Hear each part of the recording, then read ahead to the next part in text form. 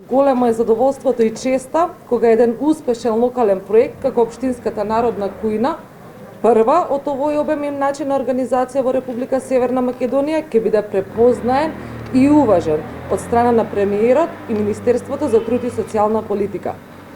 Водејќи се од мотото "Нула гладни" во општина Шутоа Ризари, во декември минатата година започна реализацијата со секојдневно готвење и дистрибуција на во просек 350 топли оброци и 600 леба до граѓаните кои се соочуваат со сиромаштија, со особен фокус на децата и старите лица под социјален ризик. Концептот на иновативност и здружени ресурси ја спои локалната самоуправа, неколку општествено одговорни компании и хумани индивидуалци во партнерство, кој резултира со непречена работа на кујната до денес. Сепак, за одржливост и долгорочност на истата, покрај заложбата на локалната самоуправа, потребна е мотивација на поголемите компании, бизнисмени, јавниот, но и политичкиот сектор за директно вклучување во иницијативата. Денешната посета на Министерката за труд и социјална политика не охрабрува и ни дава позитивен сигнал за вклучување на Министерството во имплементација на народната кујна.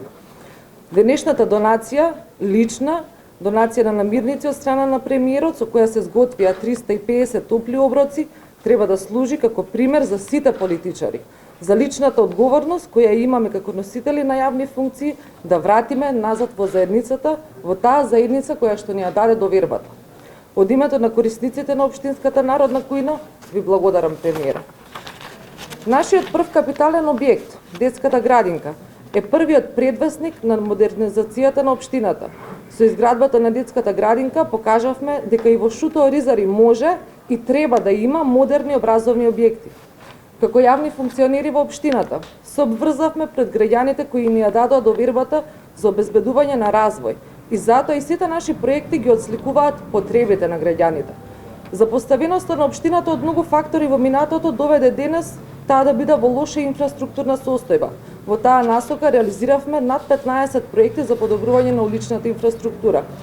Заеднички ветениот проект со премиерот, поставувањето на атмосферска канализација во должина од 5,2 км, за кој веќе се издвоени средства, ќе почне со реализација од оваа пролет. После 25 години непостоење на ниту еден детален урбанистички план, ја урбанизираме и целата општина.